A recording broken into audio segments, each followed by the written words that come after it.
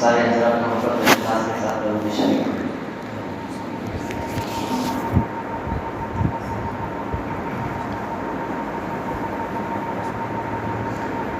لائے تشریف دنیا میں خیر الورا،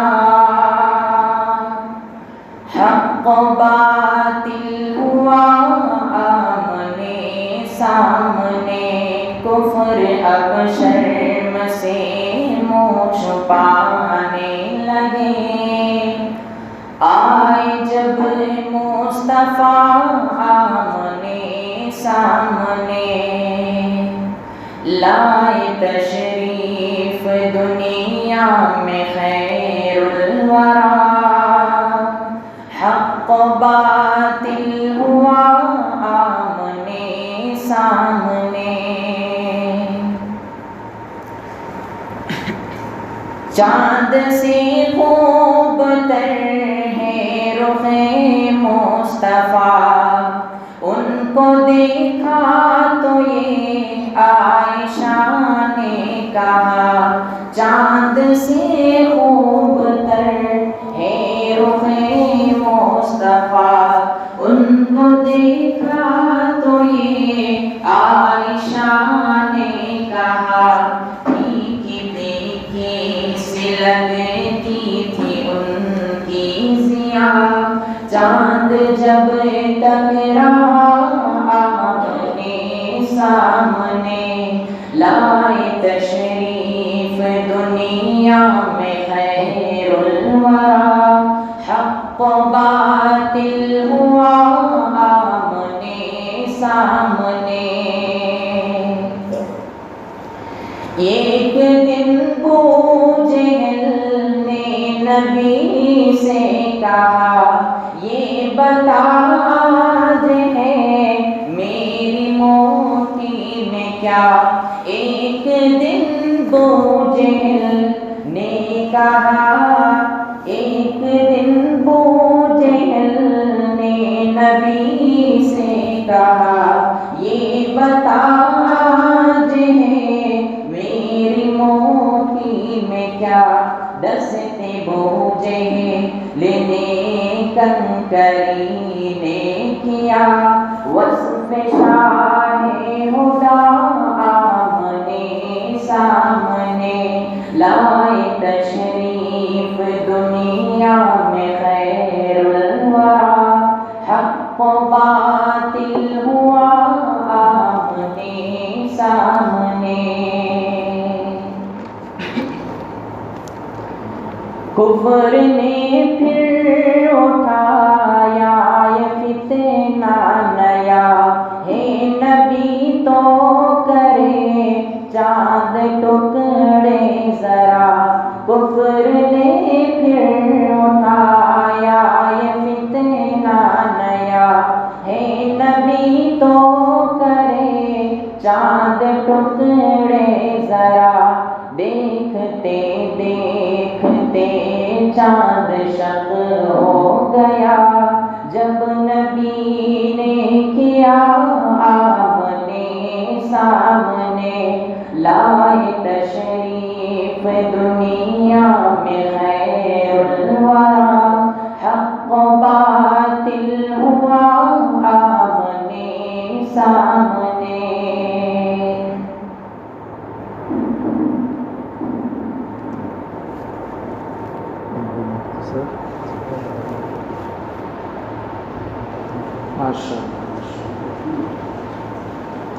اللہ تعالیٰ اور مزید ترقی نصیب فرمائے، نظر بس سے اللہ حفاظت فرمائے۔ بسم اللہ الرحمن الرحیم، الحمد للہ رب العالمین، والصلاة والسلام علی سید الانبیاء والمرسلین، محمد وآلہ واصحابہ اجمعین، اما بعد فاعوذ باللہ من الشیطان الرجیم، بسم اللہ الرحمن الرحیم، فانکحوا ما طاب لکم من النساء۔ محترم معزز حضرات علماء کرام، بزرگان دین، عزیز بھائیوں بزرگوں، نکاح ایک ایسی چیز ہے جس عنوان میں ہر ایک جوان ہو جاتا ہے، کتنا بھی بزرگ آدمی کیوں نہ ہو، اگر آپ ان سے کہیں حضرت نکاح کے بارے میں آپ کی کیا رائے ہے، تو وہ فوراً جواب پر جوانی کا دیتے ہیں۔ یہ عنوان ہی ایسا ہے۔ حضور اقدس صلی اللہ علیہ وسلم نے نکاح کے سلسلے میں عمر متعین نہیں فرمائی، ہر عمر والا نکاح کر سکتا ہے، بلکہ حضرت معین الدین چشتی رحمۃ اللہ علیہ کا اپنے مریدین کے لیے نصیحت ہے، وصیت ہے۔ یوں فرمایا، اگر تم 82 سال کی عمر کے ہو جاؤ تب بھی تمہارے لیے یہ ضروری ہے کہ نکاح کرو، اور نکاح کے ساتھ تمہاری موت آئے، نکاح کے ساتھ موت آئے۔ حضرت معین الدین چشتی رحمۃ اللہ علیہ فرمایا کرتے تھے، نکاح کے ساتھ مرنے والا پاک دامن ہو کر مرتا ہے، اس کا دامن میں کوئی داغ نہیں ہوتا، اس کا دامن پاک ہوتا ہے۔ یہ الگ چیز ہے، ہم لوگوں نے اس نکاح کے لیے عمر متعین کر لیا اور پوچھتے ہیں یہ عمر اور نکاح، یہ عمر اور نکاح، یہ عمر اور نکاح، اس طرح کہہ کر سب کا منہ بند کر دیتے ہیں۔ حالانکہ یہ عمر اور نکاح حضرت آج بھی ہیں ازجد مدنی صاحب، ازجد مدنی صاحب مولانا ارشد مدنی صاحب کے چھوٹے بھائی ہیں، وہ جب پیدا ہوئے ان کے والد صاحب کی عمر تھی 80 سال، ان کے والد صاحب 80 سال کے تھے تب ازجد مدنی پیدا ہوئے۔ آپ اندازہ لگائیے تو انہوں نے اپنی جوانی کی کتنی حفاظت کی ہوگی، کتنی صحت کا لحاظ رکھا ہوگا، کتنی وہ اپنے طبیعت کا لحاظ رکھے ہوں گے۔ حضرت ابراہیم علیہ السلام کو حضرت اسماعیل پیدا ہوئے 82 سال کی عمر میں، تو بڑی عمر میں اولاد کا ہونا یہ کوئی عجب بات نہیں ہے، یہ نکاح کا نتیجہ ہے، اس کی شریعت نے اجازت دی ہے۔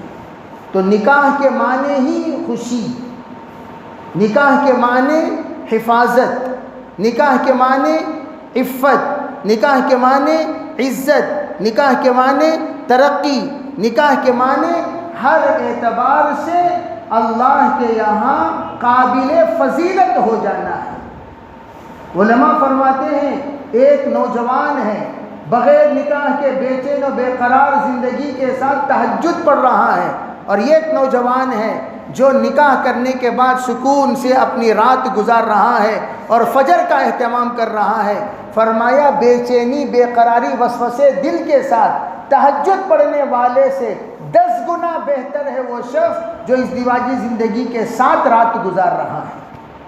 میں یہ عرض کرنا چاہتا ہوں، نکاح کوئی اپنی ضرورت اور خواہش پوری کرنے کی چیز نہیں ہے، اپنی حفاظت کی چیز ہے، اپنی عزت کی چیز ہے۔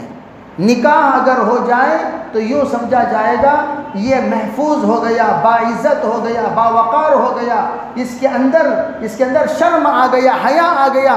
نکاح کرنے کے بعد آدمی پروقار ہو جاتا ہے، باوقار ہو جاتا ہے، گناہوں سے بچنے کا عادی بن جاتا ہے، وسوسے اس کے دل سے ختم ہو جاتے ہیں، اس کی نظریں محفوظ ہو جاتی ہیں، زبان محفوظ ہو جاتی ہے، ذہن محفوظ ہو جاتا ہے، کردار محفوظ ہو جاتے ہیں، اور جہاں بھی شادی شدہ جا کر قیام کرے گا وہاں کے لوگ بھی محفوظ رہتے ہیں۔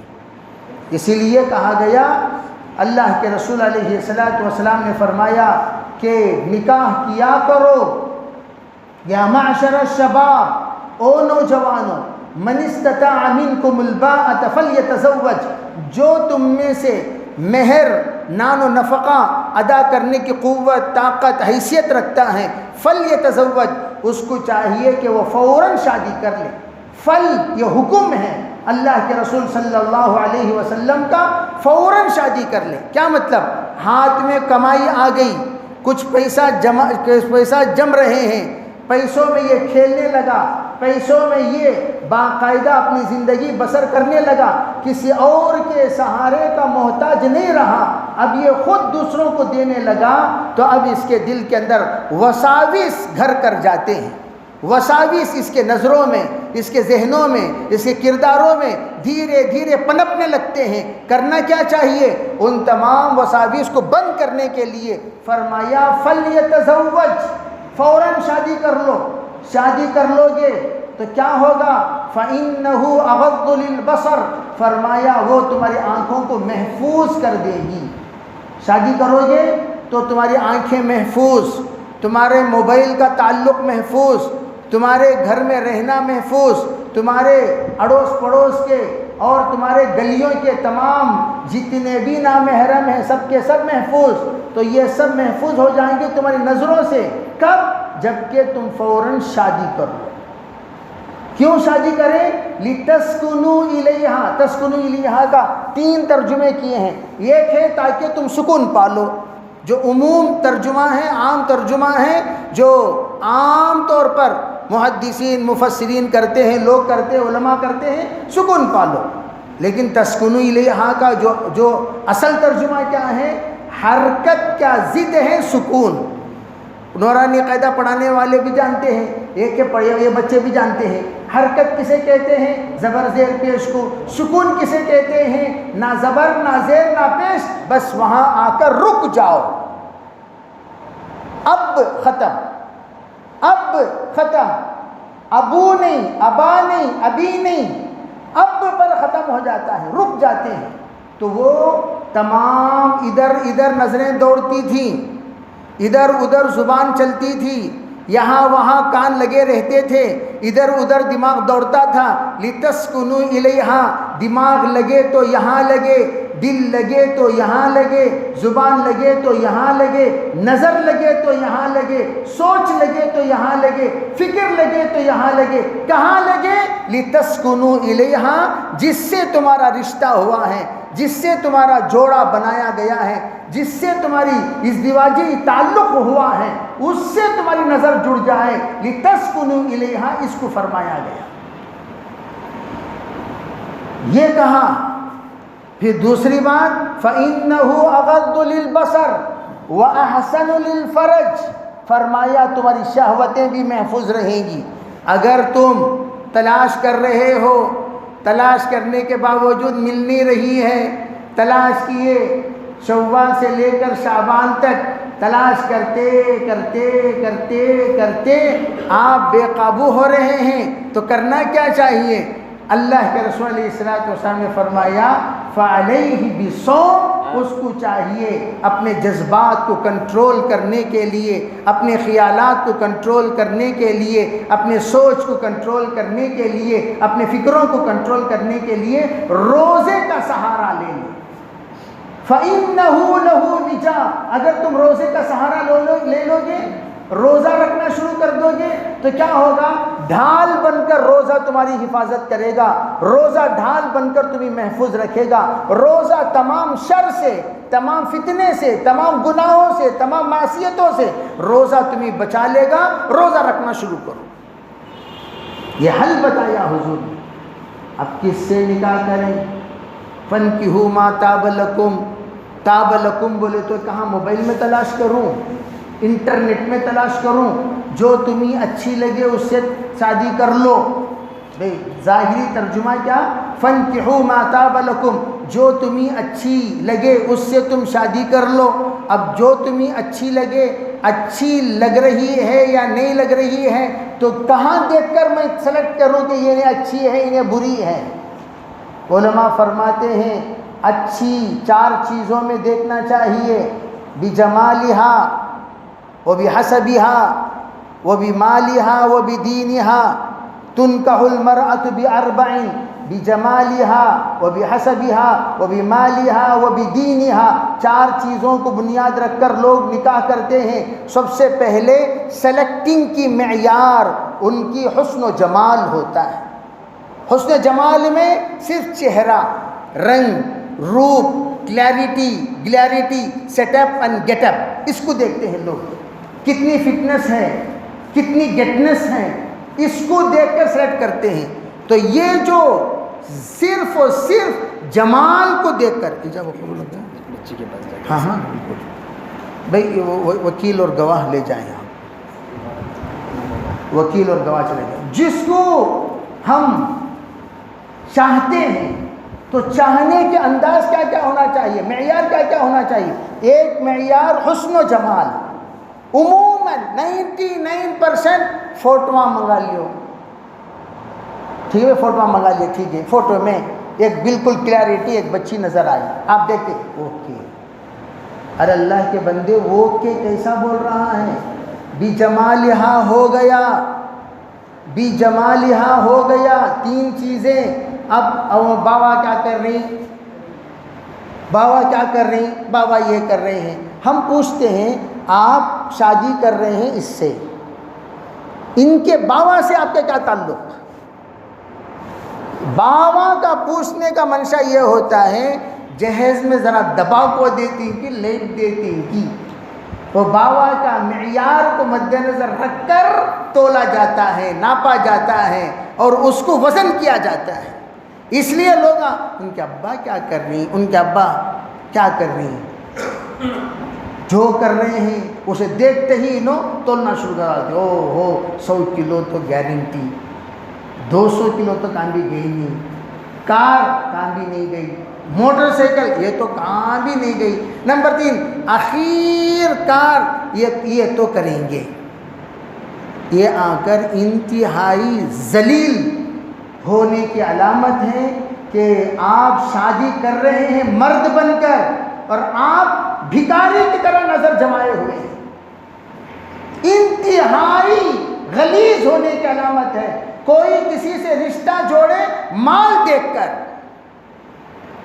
ایک تو یہ علماء فرماتے ہیں جمال دیکھ کر شادی کرنا عیسائیوں کی علامت، مال دیکھ کر شادی کرنا یہودیوں کی علامت. اب حسب و نسب کون سا خاندان بھائی، کون سا خاندان بھائی تلاش کرتے ہیں. ارے تمہارا کون سا خاندان، حضرت ہمیں سبھی سیدہ، اور ہندوستان میں 90% سیدہ ڈپلیکیٹ ہیں. کون ہے بولو، بولو بھائی کون ہے، 90% ڈپلیکیٹ. کیسے بھائی، سید کسے کہتے ہیں بولو. بھائی حضور صلی اللہ علیہ وسلم کے نسل میں حضرت فاطمہ کی اولاد کو کیا کہتے ہیں، سید کہتے ہیں. حضرت حسن کی اولاد کو سید کہتے ہیں، حسین کی اولاد کو سید کہتے ہیں، اسی کو سید کہتے ہیں. عرب پریشان ہیں، 4 آدمی میں ایک سید. عربہ پریشان، کیا رے اللہ، حسنی ہیں سو عرب میں، حسینی بھی ہیں سو عرب میں، ہندوستان میں کیسا ہر 4 میں جنا میں سید قطب الدین، میں سید نظام الدین بولنے ہونے آ جا رہا نا سید بولنے کو. بعد میں ہم نے بتایا انہوں جو سید بنے کیسا معلوم کیا، انہوں سیدہ کے پاس اسلام قبول کرے. سمجھے کیا بھائی، کیا کرے بولو، سیدہ کے پاس سے. جیسے سید کسی نیک برگزیدہ بندے اللہ والے تشریف لائے دنیا میں، وہ سید تھے، سیدوں کے پاس اسلام قبول کرے. اور اسلام قبول کرنے کی جیسے کہ بردس بدل جعفی الیمانی البخاری، بردسبہ جو کہا جاتا ہے، ان کے ہاتھوں میں انہوں نے اسلام قبول کیا، یمانی کے ہاتھ میں اسلام قبول کیا تو یمانی بولتے ہیں ان کو. تو اسی طریقے سے اس زمانے میں سید ان کو کہا جاتا تھا جن کے ہاتھوں پہ یہ لوگ اسلام قبول کرتے. اور وہ اگر پیر صاحب سید ہیں، پورے مریداں سید ہو جاتے تھے. جس کے پاس اسلام قبول کرے وہ سید ہیں، سب کے سب سید ہو جایا کرتے تھے. حالانکہ یہ سب سید محبت کے سید ہیں، حقیقت کے سید نہیں. حقیقت کے سید نہیں، محبت میں سید، عقیدت میں سید. سید کے محبت میں خود سید بن گئے، سید کی عقیدت میں خود سید بن گئے، سید کے جو تعلق میں خود سید بن گئے، سید کی نسبت میں سید بن گئے. حقیقت میں یہ سید.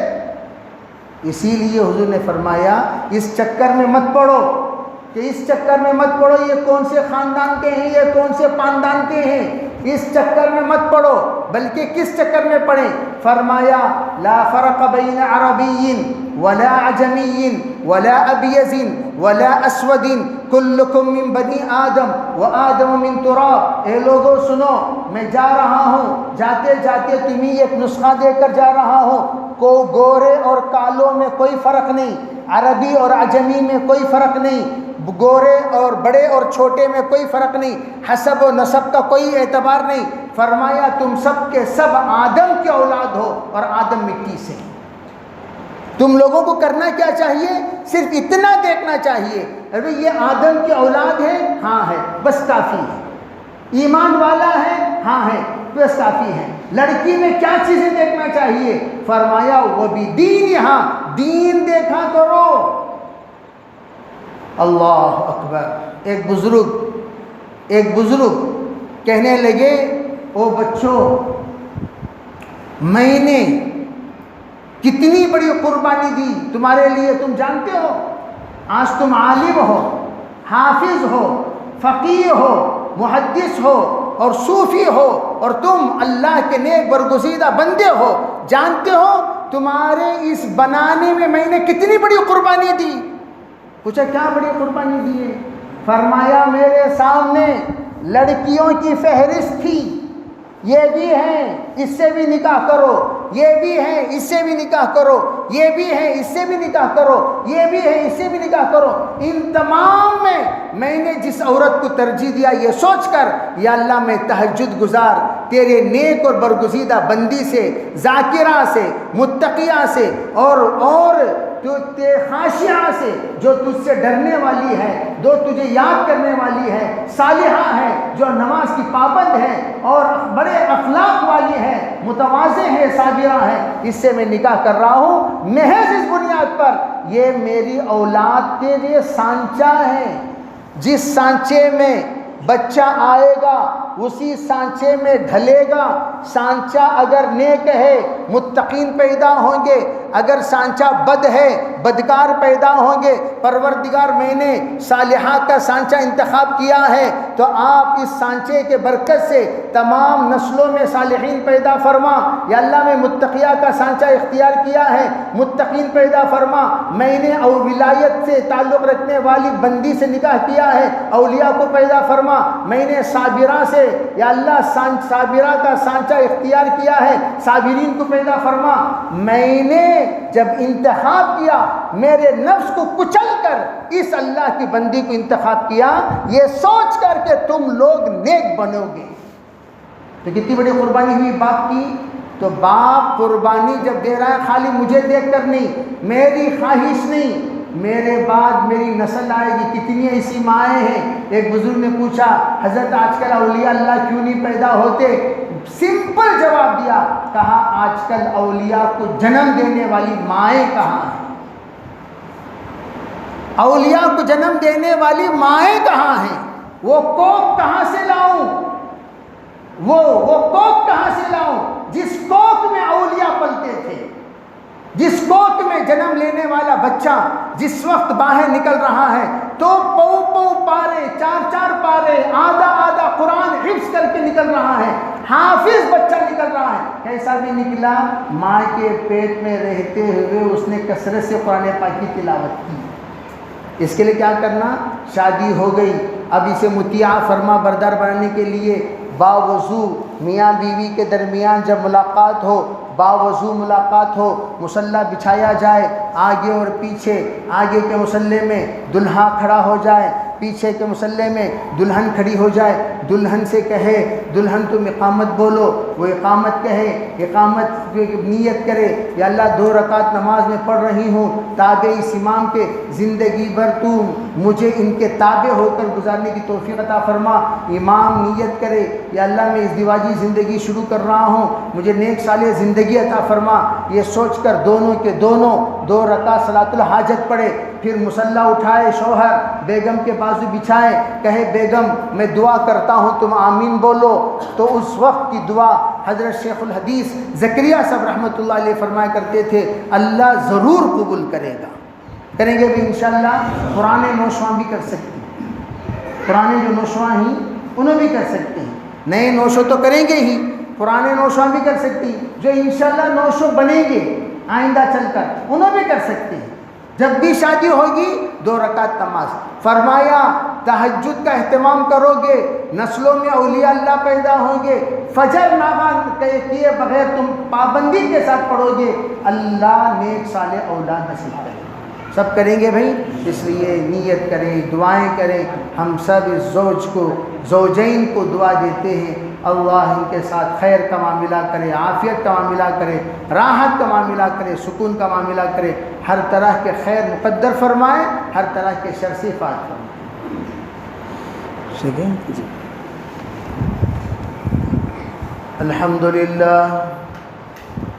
الحمد لله نحمده ونستعينه ونستغفره ونؤمن به ونتوكل عليه ونعوذ